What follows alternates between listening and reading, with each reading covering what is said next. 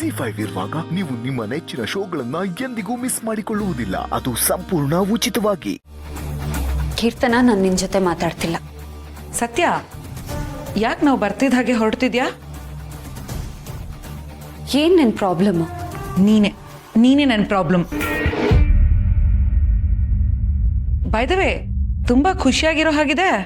ಏನ್ ವಿಷಯ?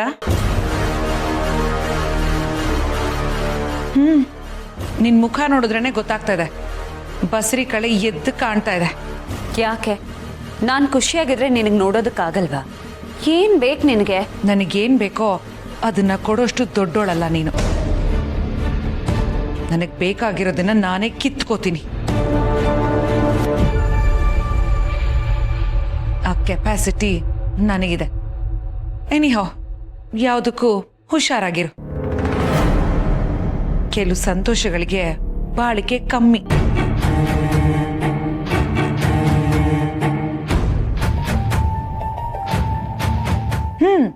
ಹಾಗೆ ಮಗು ಬಗ್ಗೆನೂ ಸ್ವಲ್ಪ ಕೇರ್ ಇರ್ಲಿ.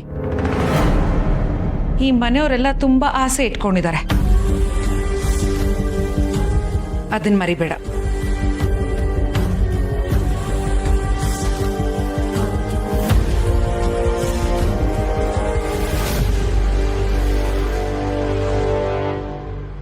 ಜೋಪಾನ,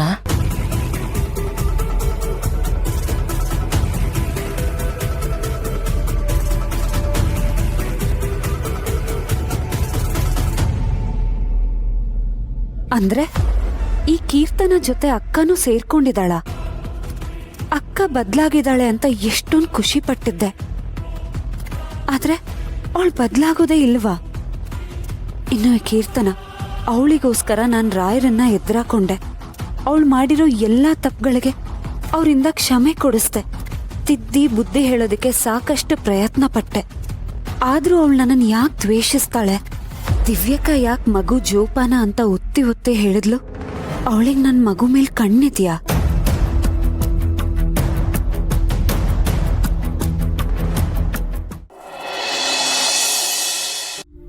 ಏನೂ ಇಲ್ಲ ಅಂತ ಹೇಳಿದ್ನಲ್ಲ ಅಮಲ್ ಬೇಬಿ.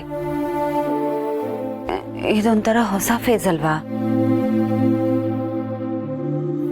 ಒಂದೊಂದ್ ದಿನ ಒಂದೊಂದ್ ತರ ಸರ್ಪ್ರೈಸ್. ಹೇಗ್ ರಿಯಾಕ್ಟ್ ಮಾಡ್ಬೇಕು ಅಂತಾನೆ ಗೊತ್ತಾಗ್ತಿಲ್ಲ. ಅಷ್ಟೇನಾ? ನೋಡು ಸತ್ಯ, ಇನ್ ಮುಂದೆ ಪ್ರತಿದಿನಾನು ನಮ್ಗೆ ಹೊಸದೆ. ಅಪ್ಪ ಅಮ್ಮ ಆಗೋದು ಅಂದ್ರೆ ಚಿಕ್ಕ ವಿಷಯನಾ? ನಮ್ಮ ಜೀವನದ ಮುಂದಿನ ಅಧ್ಯಾಯಕ್ಕೆ ನಾನಂತೂ ತುಂಬಾ ಎಕ್ಸೈಟ್ ಆಗಿದ್ದೀನಿ. ಸತ್ಯ, ವಿ ಆರ್ ಪ್ರೆಗ್ನೆಂಟ್. ಅಯ್ಯೋ, ಅಂತ ಏನಾಯ್ತು? ಅಲ್ಲ, ನಗಕ್ಕೆ ಏನ್ ದಾಡಿ ನಿನ್ಗೆ?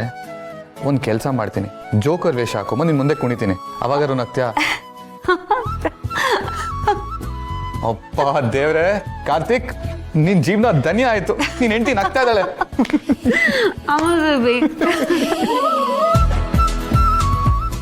ZEE5 ಆಪ್ ಡೌನ್ಲೋಡ್ ಮಾಡಿ ಎಲ್ಲಾ ಸಂಚಿಕೆಗಳನ್ನು ಸಂಪೂರ್ಣ ಉಚಿತವಾಗಿ ನೋಡಿ.